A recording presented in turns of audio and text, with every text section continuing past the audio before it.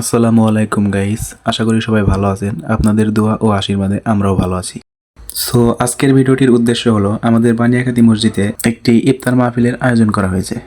আমরা সবাই সেই জায়গাতেই যাচ্ছি। তো যাওয়ার পথে আমাদের আতিবার দাদার সাথে দেখা হলো এন্ড আমরা তাকে সেই জায়গায় যাওয়ার জন্য আমন্ত্রণ করলাম। তো দেখতে দেখতেই চলে আসছি আমাদের বানিয়াখাতি জামে মসজিদের সামনে।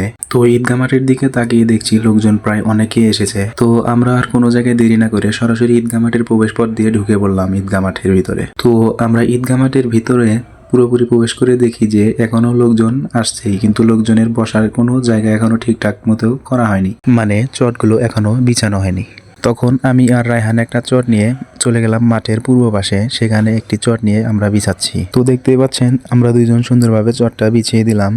এখন আমরা চলে যাচ্ছি মাঠের পশ্চিম পাশে। তো এইদিকে আসার পর দেখতে পাচ্ছি নাইম আর মাসুদ দুইটা চট নিয়ে টানাটানি করছে এবং কোনটা কোন লাইনে দিবে সেটা নিয়ে কথা বলছে। একটা পর্যায়ে নাইম একটি চট নিয়ে মাঠের পূর্ব দিকে চলে গেল, সাথেই মাসুদের মিষ্টি হাসি। তো একই সাথে এখানে আমাদের অনেক সিনিয়র ভাই ব্রাদার ছিল, তারা সুন্দরভাবে এই কাজগুলো করছিল, আপনারা দেখতেই পাচ্ছেন। তো মাঠের পশ্চিম সাইডে চাদর বিছানোর কাজ প্রায় শেষ। এখন শুধু বাকি আছে পূর্ব দিকে একটা চাদর বিছানো, যেটা একটু আগে মাসুদ আর নাইম নিয়ে আসলো, আপনারা দেখতে পাচ্ছেন। তো চাদর বিছাতে বিছাতে ইমন আমাদের বললো যে এখনো পানি আনা হয়নি। তো আমি আর রায়হান ইমনের সাথে সাথে চলে গেলাম মসজিদের একটা টিউবওয়েল আছে ওই জায়গা থেকে পানি আনার জন্য। যেহেতু রোজা রাখার কারণে লোকজনের গলা শুকিয়ে কাঠ হয়ে যায়, সেহেতু এই পানিটা লোকজনকে দিতে হবে, এটা অত্যন্ত গুরুত্বপূর্ণ। তো আমি আর রায়হান এক বালতি পানি নিয়ে আসলাম, আর অনেকেই আছে যারা বালতিতে করে পানি আনছেন। এখন আমরা লোকজনের কাছে ইফতারি পৌঁছে দেবো, ততক্ষণে আপনারাও নিজেদের ইফতারি গুছিয়ে নিন। দর্শক, দেখা হবে আবারও নতুন কোনো এক ভিডিওতে। ততক্ষণ পর্যন্ত ভালো থাকুন, সেফ থাকুন, সুস্থ থাকুন এবং ভেজেলা পাবলিকের সঙ্গে থাকুন।